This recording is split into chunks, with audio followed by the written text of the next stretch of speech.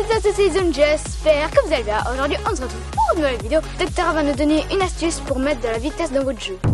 Voilà, alors vidéo aujourd'hui consacrée à la vitesse qu'on peut mettre dans le jeu. On parlera d'une façon individuelle, mais individuelle au service de l'équipe. Je vois bien souvent des enfants qui, après avoir fait une passe, sont bloqués ou ne font pas le bon geste pour pouvoir mettre de la vitesse dans le jeu. Et c'est sur ce point-là qu'on va travailler aujourd'hui. Si vous êtes un joueur qui se retrouve souvent dans cette situation où vous avez l'impression que l'adversaire vous suit partout et que vous n'arrivez pas à vous en débarrasser, c'est peut-être justement parce que vous ne faites pas tout juste après avoir fait votre passe ou juste avant l'appel. Et c'est peut-être une astuce qui va vous aider à pouvoir vous améliorer et pouvoir prendre le dessus sur l'adversaire. Alors bien entendu, il y a des enfants qui ont déjà ça dès la naissance, ils le font d'une manière inconsciente et tant mieux pour eux, mais pour les autres, c'est l'occasion d'en parler pour pouvoir améliorer ce petit point.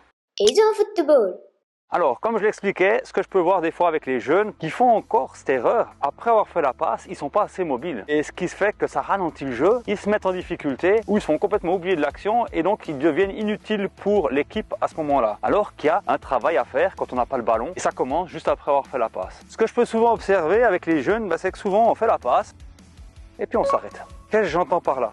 Faire la passe, une bonne passe, c'est bien. Mais le geste ne s'arrête pas à juste faire la passe. Après, en mettant le pied comme ça, qu'est-ce qui se passe? Ça veut dire que je suis bloqué sur mes jambes, je suis arrêté et je donne en tout cas pas envie à la personne à qui j'ai passé le ballon parce qu'il me la redonne. Je vais même donner l'impression que je n'ai pas envie de participer au jeu. Et même si je donne l'impression que je veux encore la balle, je dois refaire un appel après. Je veux dire que si je fais la passe, je pose le pied, je fais un appel, je pars d'un côté ou de l'autre, c'est très long. Il n'y a pas de dynamique et c'est sur ce point-là qu'on va mettre l'accent. C'est un petit détail, mais c'est justement ce pied-là, celui avec lequel j'ai fait la passe. Il ne faut pas qu'il vienne s'enfoncer trop vite dans le sol après avoir fait la passe. Il doit aller dans la direction dans laquelle je veux aller. Si je fais la passe et que je reste en l'air, je peux décider encore dans quelle direction je veux aller. Si je veux aller ici, ça donne déjà l'information à la personne qui a reçu la passe que je peux encore recevoir le ballon dans cette direction parce que j'ai montré dans quelle direction je veux aller. Et je suis dynamique. Je n'ai pas besoin de faire un pas et après partir ici. Même chose que si je veux aller dans l'autre direction ici. Si je fais la passe et que je veux partir comme ça,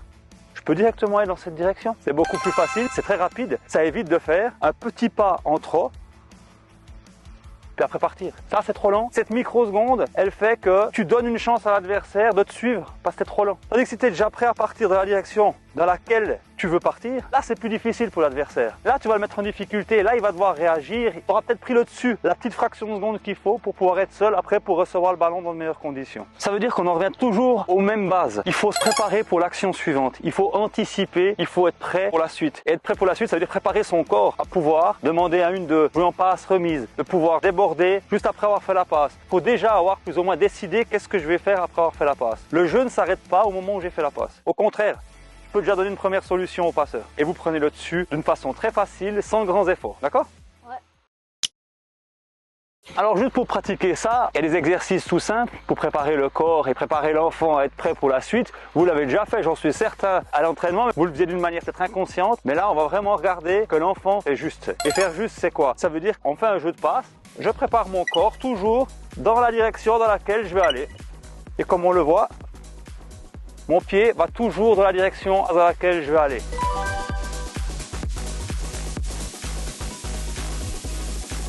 Donc forcément, tout est plus fluide, tout est plus rapide.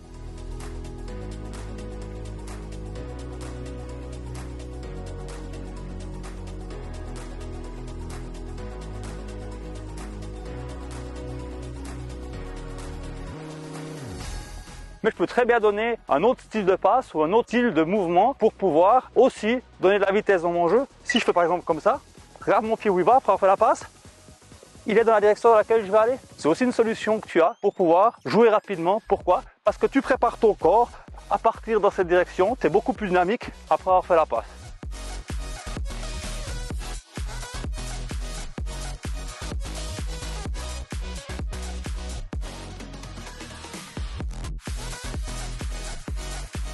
C'est très bien. On peut le faire aussi d'une façon aérienne. Donc si j'y lance la balle en l'air, même chose, tu vas me la redonner et tu vas préparer ensuite ton corps pour aller dans l'autre direction.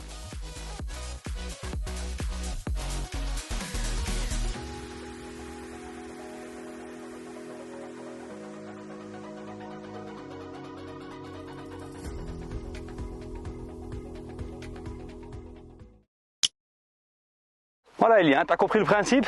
c'est un petit réflexe qu'il faut avoir. C'est là qu'on voit la différence entre un joueur qui sait déjà le faire, qui sait mettre de la vitesse dans le jeu ou pas encore. Donc bien sûr, ces exercices, on les a fait d'une façon à gauche et à droite. Dans un match, on va pas que sur des courses à gauche et que sur sa droite. Là, des fois, on est plutôt en avant, on est plutôt sur la diagonale. Mais pour ça, il faut avoir décidé de ce qu'on va faire. Il faut être prêt à savoir que je vais peut-être prendre la profondeur ou alors peut-être je vais plutôt jouer sur l'intérieur, je vais peut-être prendre cette direction, plutôt cette direction. Ça demande quand même l'anticipation. Tu dois décider avant de recevoir le ballon, qu'est-ce que tu vas faire. Il faut être prêt. Parce qu'il dit que tu es prêt, ça va donner l'information à ton corps qui va se mettre dans la bonne position et puis c'est toute une gestuelle qui suit en fait. Ok, alors petite mise en situation pour vous montrer ce qu'on veut pas voir par rapport à ce qu'on a parlé avant. Je vais juste essayer de vous montrer. Donc Ellie, tu vois, je vais essayer de te faire la passe. On va essayer de passer Mirko qui est le défenseur. Et puis voilà le geste que je veux pas voir parce que sinon c'est trop lent. Tu vas essayer de me la remettre si tu peux me la remettre.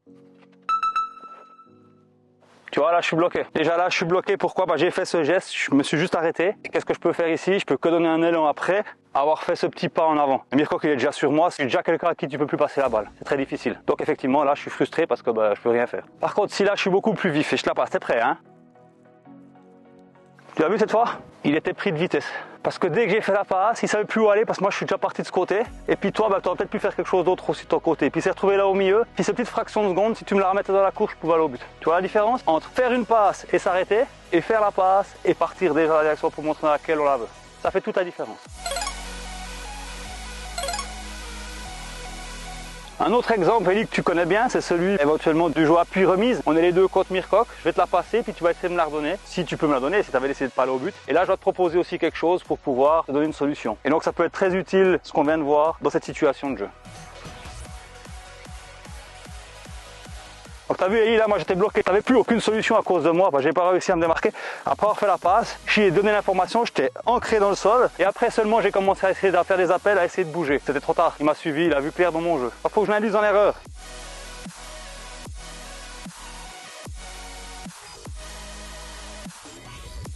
Voilà Ellie, donc tu as vu la différence entre avant et maintenant. Là on l'a eu, il pouvait rien faire. En fait Mirko s'est fait attirer sur son côté droit et grâce à ça j'ai pu prendre l'intérieur, tu as pu me la passer pour que j'aille marquer. Tout ça parce que j'étais vif, j'étais dynamique sur mes appuis et puis j'ai pas remis le pied au sol avant de redémarrer comme je l'ai fait au début où j'étais après beaucoup plus lent sur mes appuis. Alors faut pas confondre ce que je viens de faire là, la passe, et puis faire croire que je vais d'un côté pour aller de l'autre comme une feinte. C'est une espèce de feinte mais c'est pas une vraie feinte. En fait le fait d'être comme ça va me donner de la dynamique parce qu'en fait je suis sur la pointe des pieds si vous regardez bien. Une fois que j'ai fait la passe, je me retrouve comme ça et si je pars ici, je peux directement partir au sprint en fait. C'est pas comme quand je suis les deux pieds par terre comme tout à l'heure où je me suis retrouvé les pieds dans le sol et là je dois redonner un coup de rein pour pouvoir partir, je suis trop lent. Tandis qu'en étant comme ça après avoir fait la passe et de repartir directement dans la direction dans laquelle je veux, en étant sur la pointe des pieds, c'est comme si je pouvais sprinter.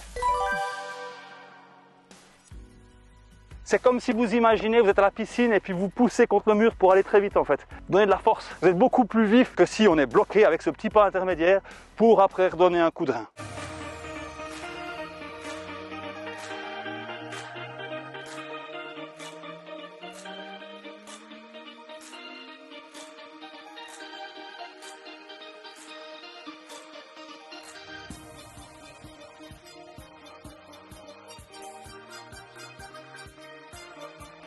Alors en fait Ellie, si on a compris ce principe, si on arrive à l'appliquer, c'est très pratique ça dans une zone du terrain où il y a beaucoup de gens, où tu as les adversaires qui sont sur toi, proches de toi. Pour te défaire du marquage, c'est génial ça. On le voit aussi dans des sports comme le futsal, d'autres sports, hein, c'est pas que le football, hein, le handball, le basketball, c'est la même chose. Ce geste, après avoir fait la passe, elle est importante pour pouvoir donner de la vitesse dans le jeu.